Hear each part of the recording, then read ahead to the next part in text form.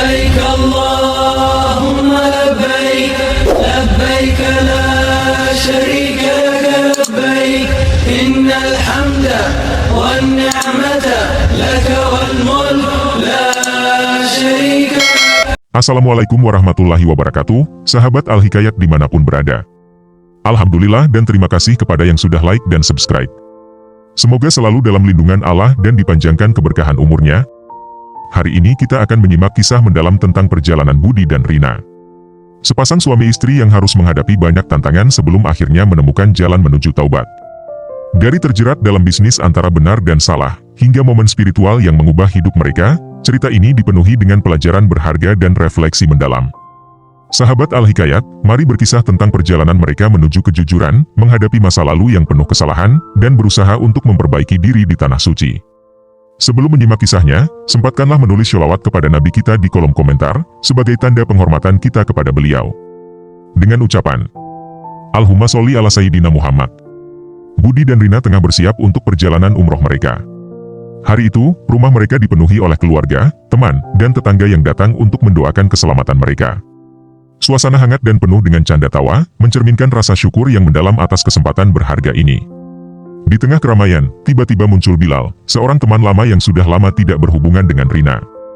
Tanpa diundang, Bilal hadir dengan senyum lebar di wajahnya, mencoba bergabung dalam suasana hangat itu. "Selamat ya Bud, hebat kamu bisa sampai tahap ini," ucap Bilal dengan nada yang ambigu. Budi menoleh dan menatap Bilal dengan pandangan dingin, tanpa menyembunyikan kekecewaannya. "Tidak ada yang mengundangmu ke sini Bilal," kata Budi dengan nada datar. "Lagi pula, dari dulu setiap kali aku mengundangmu, kamu selalu menolak." Bilal menelan ludah, sedikit terkejut dengan respons Budi, namun dia berusaha memahami perasaan temannya itu. Kenangan masa lalu yang suram perlahan mengalir kembali dalam ingatan mereka, membuat jarak yang tak kasat mata antara keduanya semakin terasa. Beberapa hari kemudian, Budi dan Rina mendarat di Bandara Jeddah. Wajah mereka tampak berseri-seri, mencerminkan kebahagiaan yang tak terlukiskan karena akhirnya mereka dapat menunaikan ibadah umroh, setelah kesibukannya yang padat. Setelah melalui proses imigrasi, mereka segera naik bus yang akan membawa mereka ke Mekah. Dalam perjalanan, mata Budi tertuju pada seorang pemuda yang menjajakan oleh-oleh khas Arab di pinggir jalan. Pemandangan itu membangkitkan kenangan lama di benaknya. Dia teringat masa-masa sulit di masa mudanya, saat dia juga harus berjuang di jalanan, menawarkan oleh-oleh kepada wisatawan demi mendapatkan penghasilan. Sejenak, Budi terdiam, merasakan getaran emosional yang aneh. "Kamu kenapa, Mas?" tanya Rina yang duduk di sampingnya, merasakan perubahan sikap suaminya. "Tidak apa-apa, cuma teringat masa lalu," jawab Budi sambil tersenyum tipis, namun di dalam hatinya dia merasakan perasaan campur aduk antara kebanggaan dan kesedihan atas perjalanan hidupnya yang penuh lika-liku. Budi dikenal sebagai sosok yang culun dan kurang percaya diri selama masa kuliah. Dia tidak memiliki banyak teman dan seringkali terlihat menyendiri di sudut kelas. Bukan hanya akademisnya yang tertinggal, Budi membutuhkan hampir 6 tahun untuk menyelesaikan studinya, tetapi juga kepercayaan dirinya yang sangat rendah membuatnya sulit berinteraksi dengan orang lain. Pada suatu titik, tanpa ada yang benar-benar tahu bagaimana awalnya, Budi terjerat dalam dunia bisnis MLM yang menawarkan janji-janji manis tentang kesuksesan cepat. Motivasi yang tiba-tiba muncul dalam dirinya membuat Budi berubah drastis. Dia menjadi sangat bersemangat dan yakin bahwa inilah jalan pintas menuju kehidupan yang lebih baik. "Ini bukan sekadar bisnis, ini adalah gerbang menuju masa depan yang cerah," katanya kepada dirinya sendiri setiap kali dia merasa ragu. Namun, meski semangatnya membara, Budi tetap saja gagal merekrut anggota baru. Hari-hari berlalu, dan teman-temannya mulai meraih pekerjaan impian mereka, sementara Budi memilih untuk kembali ke kota kelahirannya, jauh dari perhatian mereka demi menyembunyikan kegagalannya. Di kota kecil itu, Budi mulai menjual oleh-oleh untuk wisatawan yang datang berkunjung. Pekerjaan ini memang jauh dari gemerlapnya dunia bisnis MLM yang selalu dia impikan, namun dia tidak punya pilihan lain. Yang membuat situasi ini semakin ironi adalah Budi harus menyembunyikan pekerjaan sebenarnya dari teman-temannya dan calon rekrutannya di MLM. Dia ingin mereka tetap menganggapnya sebagai orang yang sukses, seseorang yang telah menemukan jalannya dalam dunia bisnis. "Aku harus tetap terlihat sukses di mata mereka, tidak peduli apa yang sebenarnya terjadi," pikir Budi setiap kali ada temannya yang menghubungi untuk menanyakan kabar. Keadaan ini membuat Budi hidup dalam kebohongan, terus berpura-pura bahwa dia sedang menuju puncak kesuksesan. Padahal kenyataannya dia hanya mencoba bertahan dari hari ke hari dengan pekerjaan yang tidak pernah dia impikan sebelumnya. Tapi Budi terus memendam mimpi-mimpinya, berharap suatu hari nanti semuanya akan berubah. Beberapa tahun setelah lulus kuliah, saat Facebook mulai populer, Budi melihat platform tersebut sebagai kesempatan emas untuk mempromosikan produk-produk MLM-nya. Dia menghabiskan banyak waktu di depan layar komputer, mencoba menarik perhatian orang-orang dengan janji-janji kesuksesan yang tampaknya tak terjangkau. Pada tahun 2012, Bilal, yang sudah bekerja sebagai pegawai pemerintah, ditugaskan ke kota Budi. Mendengar kabar itu, Bilal menghubungi Budi dan mengajak bertemu. Pertemuan mereka di sebuah kafe kecil yang memperlihatkan perubahan besar pada Budi. Tatapan matanya penuh rasa percaya diri, bahkan ada semacam kegilaan yang menyala di balik matanya. Bilal, kamu tidak akan percaya, aku sedang diambang kesuksesan besar. Aku sudah mendekati tahap di mana bonus besar akan segera cair. Bahkan ada yang bilang aku akan dapat kapal pesiar dan mobil Toyota Camry. Budi berbicara dengan penuh semangat, seolah-olah dia benar-benar percaya dengan semua itu. Bilal yang mendengar cerita itu, hanya bisa mengangguk pelan, mencoba memahami apa yang sebenarnya terjadi dengan temannya itu. Selama pertemuan itu, Budi banyak berbicara tentang motivasi, bisnis, dan cara mencapai kebebasan finansial melalui MLM. Dia bahkan mengklaim telah mendapatkan berbagai penghargaan dan bonus besar dari perusahaan MLM tempat dia bergabung. Ini semua soal mindset Bilal, kalau kita yakin dan terus berusaha, sukses itu pasti akan datang, katanya dengan penuh keyakinan. Namun, di balik semua pembicaraan itu, Bilal merasakan ada sesuatu yang aneh. Dia tidak melihat kesuksesan nyata dalam kehidupan Budi, hanya kata-kata yang terdengar indah namun kosong. Bilal tidak ingin menyakiti perasaan Budi, jadi dia memilih untuk tidak bertanya lebih jauh dan hanya mendengarkan, dengan sabar. Tapi dalam hatinya, Bilal tidak bisa menyingkirkan perasaan khawatir bahwa Budi sedang terjebak dalam sesuatu yang lebih besar dari yang bisa dia kendalikan. Sejak pertemuan itu, Budi semakin sering menghubungi Bilal, tidak lagi sekadar berbagi cerita, tetapi lebih kepada usaha untuk mengajaknya bergabung dalam bisnis MLM yang dia yakini sebagai jalan menuju kesuksesan. Budi terus-menerus membombardir Bilal dengan berbagai cerita tentang bonus besar, kesuksesan finansial, dan kehidupan mewah yang bisa diraih hanya dalam waktu singkat. Bilal, kamu harus bergabung. Dalam waktu 3 bulan, kamu bisa punya mobil sendiri, kamu bisa hidup tanpa khawatir soal uang, kata Budi dengan penuh keyakinan dalam setiap pembicaraan mereka. Namun, Bilal yang pragmatis dan berpikir realistis, selalu menolak ajakan itu dengan sopan. Dia tidak percaya pada janji-janji yang terdengar terlalu bagus untuk menjadi kenyataan. Aku senang kamu semangat, Bud, tapi aku pikir ini bukan jalanku, jawab Bilal setiap kali Budi mendesaknya. Penolakan ini perlahan-lahan membuat Budi merasa tersinggung dan kesal. Pada suatu titik, hubungan mereka mulai retak. Budi merasa Bilal tidak percaya padanya dan bahkan mulai meragukan persahabatan mereka. Kamu tidak tahu apa-apa, Bilal, kamu terlalu takut untuk mengambil risiko, kalau kamu tidak mau bergabung, itu urusanmu, tapi nanti jangan menyesal kalau melihat aku sukses besar, ucap Budi dengan nada marah dalam salah satu percakapan mereka. Bilal terkejut dengan reaksi keras itu, tetapi dia tetap tenang. Dia tahu bahwa Budi sedang dipengaruhi oleh sesuatu yang lebih besar dari dirinya sendiri. Aku tidak ingin kita berdebat soal ini, Bud. Aku cuma berharap kamu bisa meraih apa yang kamu impikan, kata Bilal dengan nada lembut, meredakan ketegangan. Budi hanya membalas dengan kalimat dingin, bulan depan kamu akan lihat, aku akan mendapatkan mobil, dan saat itu, kamu akan menyesal karena tidak bergabung. Percakapan itu berakhir dengan suasana tegang, meninggalkan Bilal dengan perasaan bahwa dia mungkin telah kehilangan seorang teman karena mimpi yang terlalu indah untuk menjadi nyata. Di rumah, kekhawatiran semakin merayap dalam hati Ibu Budi. Dia melihat anaknya yang dulu pendiam dan sederhana, kini berubah menjadi seseorang yang terlalu terobsesi dengan kesuksesan instan yang dijanjikan MLM. Setiap hari, Budi terus berbicara tentang bagaimana bulan depan dia akan mendapatkan mobil mewah dan bonus besar lainnya. Ibunya yang sudah mulai curiga sejak lama, semakin khawatir bahwa putranya sedang terjebak dalam ilusi yang berbahaya. Budi, ibu lihat kamu semakin tidak seperti dirimu yang dulu. Kamu terlalu banyak berbicara tentang hal-hal yang tampaknya tidak nyata. Apa kamu tidak takut jika semua ini hanya mimpi? Bagaimana jika kenyataannya nanti tidak sesuai harapan? Ibu takut kamu akan terluka, kata ibunya dengan suara lembut namun penuh kekhawatiran. Budi menatap ibunya dengan mata yang penuh keyakinan, seolah-olah dia sudah melihat masa depan cerah yang dijanjikan oleh MLM. Ibu tidak usah khawatir, semua ini sudah pasti. Aku sudah sangat dekat dengan kesuksesan. Tinggal beberapa langkah lagi, jawab Budi dengan senyum tipis, mencoba meyakinkan ibunya. Tetapi jauh di dalam hatinya, dia juga mulai merasakan keraguan yang samar. Meskipun demikian, Ibu Budi tidak bisa menyingkirkan rasa takutnya. Setiap malam, dia berdoa agar anaknya dilindungi dari segala bentuk penipuan dan ilusi yang bisa menghancurkan hidupnya. Ya Allah, lindungilah anakku, jangan biarkan dia tersesat dalam mimpinya sendiri, bisiknya setiap kali menyebut nama Budi dalam doa. Namun, semakin hari, semakin terlihat bahwa Budi semakin jauh terperosok dalam keyakinannya terhadap MLM. Dia mulai berbicara lebih sering tentang kesuksesan yang akan datang, dan bahkan mulai membanggakan diri di depan tetangga dan saudara-saudaranya tentang mobil yang akan dia dapatkan. Bulan depan, mobil itu akan ada di depan rumah ini, dan semua orang akan melihat betapa suksesnya aku. Ucapnya dengan percaya diri di hadapan keluarganya. Ibunya hanya bisa menghela napas panjang, merasakan bahwa anaknya mungkin sudah terlalu jauh masuk ke dalam dunia yang penuh ilusi, dan dia tidak tahu bagaimana cara untuk menariknya kembali ke dunia nyata. Bulan yang ditunggu-tunggu akhirnya tiba. Budi dengan keyakinan penuh, masih menanti kabar baik tentang mobil yang dijanjikan. Namun, hari demi hari berlalu tanpa ada tanda-tanda mobil mewah itu akan datang. Bilal yang masih peduli dengan Budi meskipun hubungan mereka sempat tegang, memutuskan untuk mengunjungi Budi di rumahnya. Dia berharap kunjungannya bisa membantu meredakan ketegangan dan mungkin memberikan Budi sedikit kenyataan. Ketika Bilal tiba, dia menemukan Budi duduk sendirian di ruang tamu, tampak lesu dan tidak bersemangat. "Bagaimana kabarmu, Bud?" tanya Bilal dengan hati-hati, mencoba membuka percakapan. Namun, Budi hanya menunduk, tidak berani menatap Bilal dan menjawab dengan suara pelan.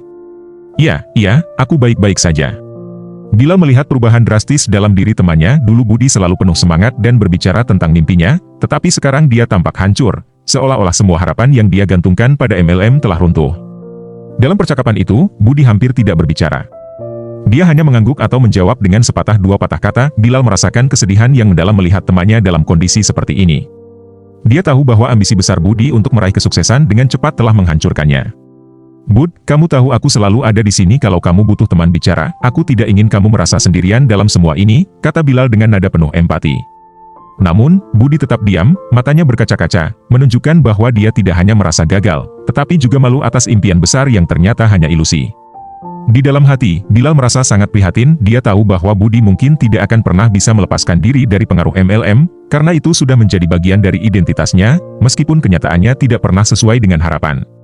Saat Bilal meninggalkan rumah Budi, dia tidak bisa menyingkirkan rasa pedih di hatinya, menyadari bahwa temannya mungkin akan terus terjebak dalam siklus harapan palsu yang tak berujung.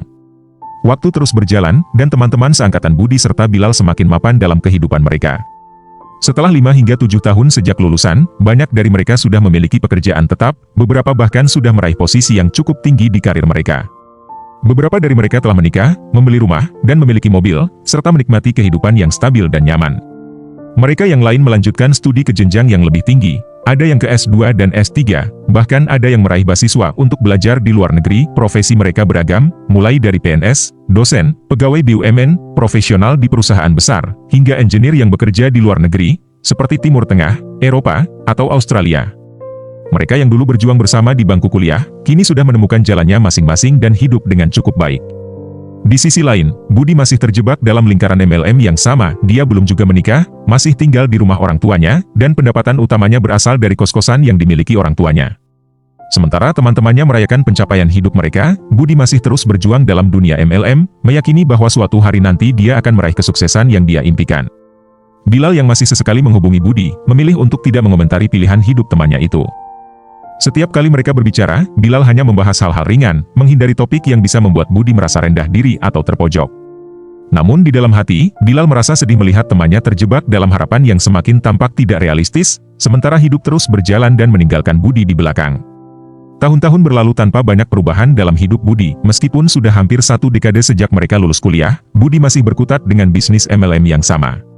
Pada tahun 2017, Bilal kembali dinas ke kota Budi beberapa kali dalam periode 3 bulan. Setiap kali mereka bertemu, Bilal merasakan kesedihan yang semakin dalam. Budi tampak tidak banyak berubah. Dia masih lajang, masih mengendarai motor milik orang tuanya, dan masih bergantung pada pendapatan dari kos-kosan keluarganya.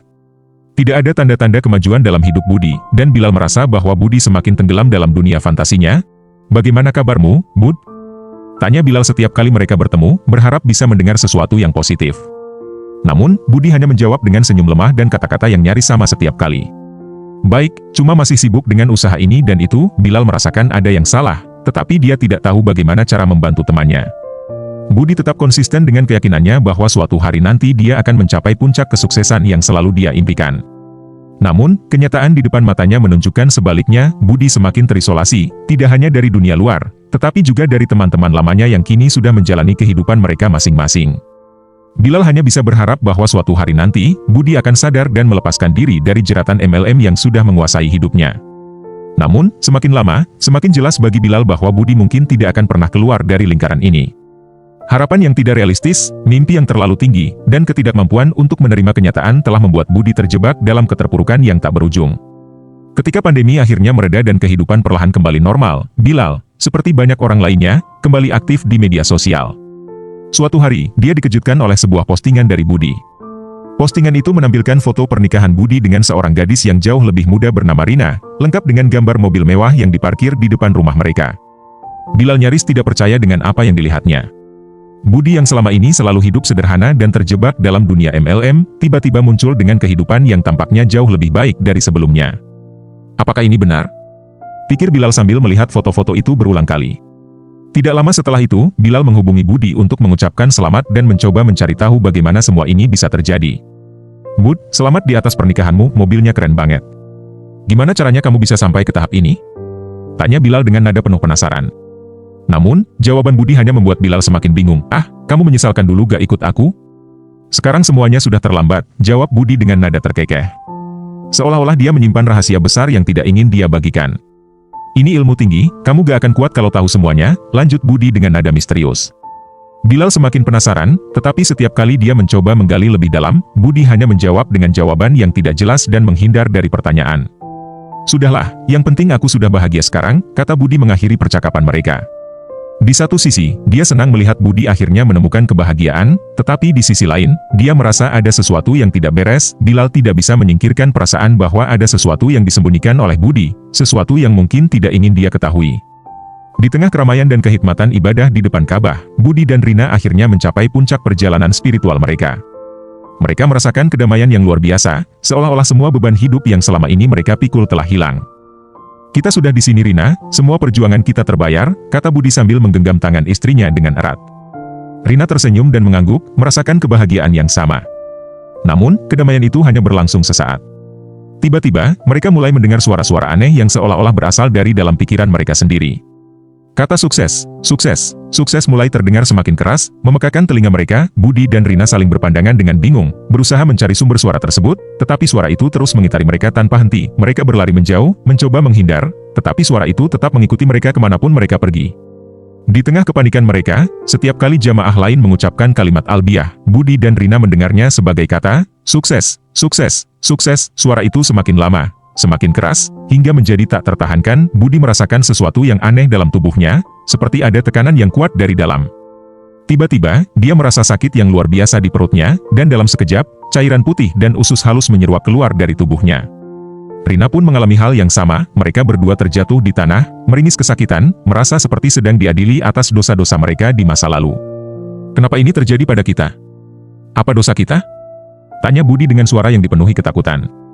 Mereka mulai merenungkan masa lalu mereka, dan obsesi terhadap kesuksesan yang membuat mereka melakukan hal-hal yang tidak mereka sadari betapa buruknya. Sementara di sisi lain cerita, kisah ini juga menyimpan bagian yang belum diketahui oleh Bilal, yang melibatkan Rina, istri Budi. Kembali ke masa lalu, ketika Rina masih seorang mahasiswa semester 2, dia memiliki teman yang bernama Parti, yang tengah merasakan kebutuhan mendesak untuk mendapatkan uang tambahan. Uang yang diberikan oleh orang tuanya terasa tidak cukup, terutama karena gaya hidupnya yang cenderung lebih mewah daripada yang bisa dia jangkau. Parti mulai mencari pekerjaan paruh waktu, tetapi di Indonesia, mencari pekerjaan seperti itu tidaklah mudah, terutama bagi seorang mahasiswa yang belum memiliki pengalaman kerja. Meskipun begitu, Parti tetap berusaha, namun pencariannya seringkali menemui jalan buntu. Aku harus mencari cara untuk mendapatkan uang lebih. Ini tidak bisa dibiarkan, pikir Parti setiap kali dia merasa frustasi. Suatu hari, Parti menceritakan kesulitannya kepada sahabat-sahabatnya di kampus, salah satunya adalah Rina. Rina yang mengaku juga sedang mencari uang tambahan, berbagi kabar bahwa dia mendengar tentang peluang pekerjaan dari teman-temannya. Parti yang merasa sangat butuh uang, langsung tertarik dan meminta lebih banyak informasi. Temanku bilang ada pekerjaan yang gajinya lumayan dan bisa dikerjakan secara remote. Kita cuma butuh sekitar 2-4 jam per hari, pekerjaannya juga tidak terlalu sulit, kata Rina dengan antusias. Parti merasa ini adalah peluang yang sempurna dan setuju untuk ikut menemui teman Rina untuk mencari tahu lebih lanjut. Keduanya sepakat untuk datang ke tempat yang disebutkan Rina, dengan harapan bahwa mereka akan menemukan solusi atas masalah keuangan mereka. Keesokan harinya, Rina dan Parti pergi ke alamat yang diberikan. Alamat tersebut mengarah ke sebuah ruko kecil namun tampak rapi dan terawat di pinggiran kota. Saat mereka masuk, mereka disambut dengan senyuman oleh seorang pria yang ternyata adalah Budi, yang saat itu sudah cukup berpengalaman dalam dunia MLM. Selamat datang, saya Budi. Senang bisa bertemu dengan kalian. Katanya dengan nada ramah, seolah-olah mereka adalah tamu penting. Parti merasa agak terkejut karena suasana di dalam ruko itu lebih formal daripada yang mereka bayangkan. Mereka diundang duduk di sebuah meja panjang yang tampaknya sering digunakan untuk menerima tamu atau mengadakan presentasi. Di meja tersebut, Budi mulai menjelaskan tentang perusahaan tempatnya bekerja, sambil menunjukkan beberapa foto orang-orang yang diklaim telah sukses berkat bergabung dengan mereka. Parti mulai merasa ada sesuatu yang tidak beres ketika Budi mulai berbicara tentang kesempatan luar biasa dan potensi pendapatan tanpa batas. Dia segera menyadari bahwa mereka bukan sedang diajak untuk bekerja di perusahaan biasa, melainkan untuk bergabung dengan MLM. Kami di sini bukan hanya mencari pekerja biasa, tetapi orang-orang yang punya semangat untuk berkembang dan meraih kesuksesan, kata Budi sambil terus memaparkan keunggulan sistem MLM yang dijalankannya. Parti yang baru pertama kali dihadapkan dengan tawaran seperti ini, mulai merasa ragu, namun dia masih terlalu sopan untuk langsung menolak. Di sisi lain, Rina mulai melihat jebakan di balik kata-kata manis Budi, namun dia juga tidak ingin segera menyinggung atau meninggalkan pertemuan itu dengan cara yang kasar. Meskipun sudah mulai merasa curiga, Parti tetap mendengarkan penjelasan Budi dengan penuh perhatian. Budi memanfaatkan kesempatan ini untuk semakin memikat mereka dengan janji-janji tentang kesuksesan yang mudah dicapai. Kalian bisa bekerja dari mana saja, kapan saja. Penghasilan yang kalian dapatkan pun tidak terbatas, semuanya tergantung dari usaha kalian sendiri. Ini bukan hanya tentang bekerja, tapi juga tentang membangun masa depan yang lebih baik, ucap Budi sambil menunjukkan beberapa testimoni dari orang-orang yang mengaku telah berhasil dalam MLM ini. Budi juga menekankan bahwa pekerjaan ini bisa dilakukan secara fleksibel, sehingga tidak akan mengganggu waktu kuliah mereka. Bayangkan, hanya dengan 2-4 jam sehari, kalian bisa mendapatkan penghasilan yang jauh lebih besar daripada kerja paruh waktu biasa. Lanjut Budi, berusaha membuat tawaran itu semakin menggiurkan. Parti yang masih ragu mulai berpikir bahwa ini mungkin bisa menjadi solusi sementara untuk masalah keuangannya. Namun, Rina segera melempar pertanyaan. Tapi, bagaimana caranya kami bisa menghasilkan uang sebanyak itu? Apakah ada biaya awal yang harus kami keluarkan? Budi yang sudah siap dengan jawabannya, menjelaskan bahwa ada biaya keanggotaan awal sebesar Rp800.000 yang harus dibayarkan untuk mendapatkan akses ke semua fasilitas dan produk yang mereka butuhkan untuk memulai bisnis ini. Biaya ini bukan pengeluaran, tapi investasi. Kalian akan mendapatkan produk yang bisa dijual kembali, dan dari sana, penghasilan kalian akan mulai mengalir, kata Budi dengan nada meyakinkan. Meskipun jawaban itu terdengar logis, Parti masih merasa ragu, tetapi Rina berekspresi merasa mulai tertarik, tampak mulai tergoda untuk mengambil langkah berikutnya. Rina dan Parti akhirnya dipisahkan oleh Budi, yang meminta Rina untuk mengikuti seorang wanita ke ruangan lain sementara dia berbicara lebih lanjut dengan Parti. Taktik ini dilakukan untuk membuat mereka lebih mudah dipengaruhi, terutama Parti yang tampaknya lebih rentan. Di ruangan yang lebih kecil, Budi mulai menekan Parti untuk segera mengambil keputusan. Kamu hanya perlu mengambil langkah pertama ini, setelah itu, semua akan berjalan lancar. Ini adalah kesempatan yang tidak datang 2 kali, jangan sampai kamu menyesal di kemudian hari, kata Budi dengan nada Yani lebih mendesak. Parti yang masih ragu-ragu, mulai merasa tertekan oleh situasi tersebut. Dia tahu bahwa uang di ATM-nya tidak cukup banyak, tetapi Budi terus mendesaknya untuk mencoba melakukan pembayaran. Aku hanya ingin cek saja dulu apakah kartuku bisa digunakan atau tidak, kata Parti dengan nada ragu, mencoba menunda keputusan. Namun, Budi segera mengambil kartu itu dan dengan cepat memproses pembayaran tanpa memberi Parti kesempatan untuk berpikir lebih jauh. Selamat, sekarang kamu sudah resmi menjadi bagian dari kami, ucap Budi sambil tersenyum, seolah-olah tidak ada yang salah dengan apa yang baru saja terjadi. Parti merasa panik dan kecewa, tetapi dia tidak tahu harus berbuat apa. Tunggu, aku pikir kita hanya akan cek dulu, bukan langsung memotong saldo, tanya Parti dengan suara yang mulai gemetar. Budi tetap tersenyum, tidak apa-apa, ini hanya langkah awalmu menuju kesuksesan. Parti ingin marah dan menuntut penjelasan, tetapi dia merasa bingung dan tidak berdaya, terperangkap dalam keputusan yang baru saja dia buat. Setelah keluar dari kantor Budi, Parti merasa dirinya sangat bodoh dan tertipu. Dia menyesal telah menyerahkan kartu ATM-nya tanpa berpikir panjang dan sekarang dia harus menanggung akibat dari keputusannya. Kenapa aku bisa sebodoh ini? Kenapa aku tidak lebih tegas menolak dari awal? Pikirnya dengan penuh penyesalan. Parti segera mengecek saldo di ATM-nya dan melihat bahwa uang Rp800.000 telah hilang. Dengan hati yang hancur, dia sadar bahwa tidak ada yang bisa dia lakukan untuk mendapatkan kembali uang itu. Dia telah menandatangani kontrak dan sekarang terikat pada bisnis yang tidak dia percayai. Aku harus belajar untuk lebih tegas dan tidak mudah dipengaruhi oleh orang lain, tekad Parti dalam hati sambil menangis. Parti kemudian mulai mencari cara untuk memperbaiki kesalahan yang telah dia buat. Aku harus bisa mengatakan tidak ketika situasinya tidak menguntungkan bagiku, katanya pada dirinya sendiri. Pengalaman pahit ini juga membuat Parti lebih waspada terhadap tawaran yang tampaknya terlalu bagus untuk menjadi kenyataan. Namun, apa yang membuat Parti semakin merasa terjebak adalah kenyataan bahwa Rina ternyata sudah lebih dulu bergabung dengan bisnis MLM yang dijalankan oleh Budi. Ternyata, ini adalah persekongkolan mereka berdua. Budi dan Rina tampak senang dengan perkembangan ini. Ini adalah kerjasama yang bagus, Rina. Aku rasa kita cocok di segala hal, kita akan saling mendukung dan mencapai impian kita bersama, kata Budi sambil tersenyum puas. Sementara itu, Parti merasa telah dijebak, tidak hanya oleh Budi, tetapi juga oleh temannya sendiri, Rina. Perasaan bersalah dan penyesalan semakin menekan batinnya, sementara Rina dan Budi tampak semakin tenggelam dalam euforia kesuksesan semua yang mereka bayangkan, kembali ke realitas. Di hadapan Ka'bah, Budi dan Rina mulai merasakan beban dosa yang selama ini mereka abaikan.